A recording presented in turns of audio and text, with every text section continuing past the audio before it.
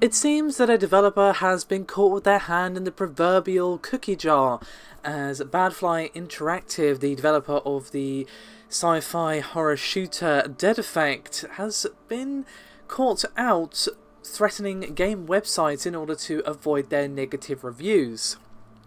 Now, when promoting the game, the BadFly CEO, co-founder and creative director Lubomir Diecast sent emails to various websites offering review code, which is fairly standard, as I'm sure you're aware. I get offered code all the time, as I'm sure do many other YouTubers and websites, but what you wouldn't expect in those emails is a threat. Normally they're like, here's some PR, here's perhaps a embargo, here's perhaps some conditions, don't show this part of the game because it's spoilery, that sort of thing. Now, this was actually brought to the public eye by the Canadian website COG Connected, or COG Connected, regardless, and they posted an excerpt of the email from the BadFly CEO. Now, they are keen to point out that it's not all that unusual for indie developers especially to include a little note with their code, again saying stuff like, hey, can you not cover this bit, or hey, can you only cover this bit up, for 30 minutes and then don't show any more past that until a certain point. That sort of thing is fairly reasonable and common as well. However, it seems Diecast went just a smidge further than that. And he said, quote, "Let me just mention one thing, though. This is an indie game which, unfortunately, is very often compared with big budget games, and that's quite a problem and very much damages its reputation in final ratings. Please take into consideration the fact that this game was created by a small team of developers who just tried to develop a good shooter game, and that's about it. Unfortunately, a number of journalists have other, much bigger expectations from it, and that's very damaging for us eventually. Also, we're working on several other games that are definitely interesting, and if your review or preview of Dead Effect 2 is very negative, you won't receive any keys from us in the future." So basically, if you give this game a negative review, then you go and get blacklisted, son, and that's not really good practice, to be honest.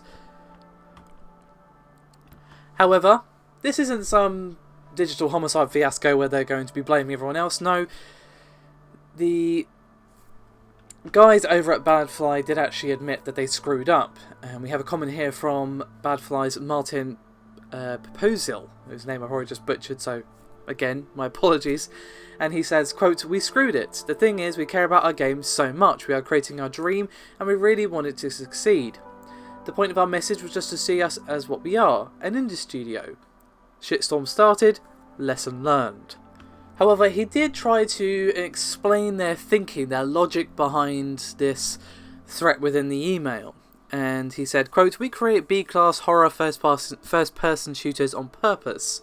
We love it. However, we have experienced reviews that compared us with big AAA titles like Left 4 Dead or Mass Effect and gave us extremely low ratings.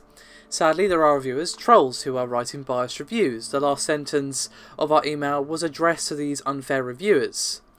Try to imagine our situation. You wouldn't give another free key to a man without any proper reasoning destroyed your game in their review either. Any negative review can have a big impact on the studio, especially if the review is published before the official release. We will not withhold keys because of negative previews if these previews are realistic and honest. The point of our message was just to see us as what we are, a small indie studio. We would like to point out that we have changed the text sent with keys to reviewers even before this cause popped up, so there is no sentence about not giving keys in the future anymore. Yes, we found out on our own that this wording is awkward and we stopped using it." Now, of course, it was hardly the end of the world that a small indie studio was like, "Gosh darn it, you better review my game or we're not going to send you keys anymore." But, the point is that this attitude that they expressed is not brilliant, to be honest. And I get where they're coming from with these troll reviews and so on, but you don't include a note like that in an email. If you send a key to someone and they respond by posting what they are saying is a troll review or something that is unfairly negative towards the game because they're unfairly comparing it to Mass Effect or whatever, then don't send that person keys anymore. Don't threaten everyone you send the key to, like, yeah, if you don't give this game, if you say negative things, you're going to hurt my feelings, and that means that I can't give you keys anymore. That's not going to make someone want to cover your game. And, when someone's got only a certain amount of time, indie games are going to be sort of very much, okay, how much do I want to cover this? How much does my reader/viewer base care about this game? Are they going to be interested? Am I interested in it? That sort of thing.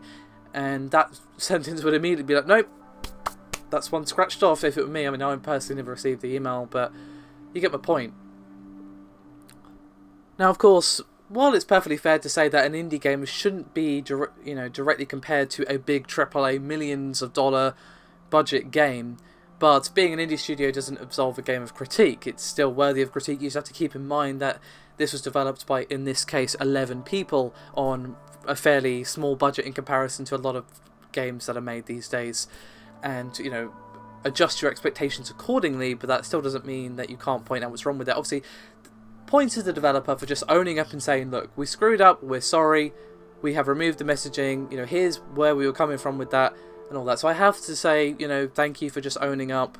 If this was a certain other developer that I already mentioned earlier on in this video, they might possibly have, taken it all the wrong way and made this into a whole thing, rather than just being like, yep, we screwed up.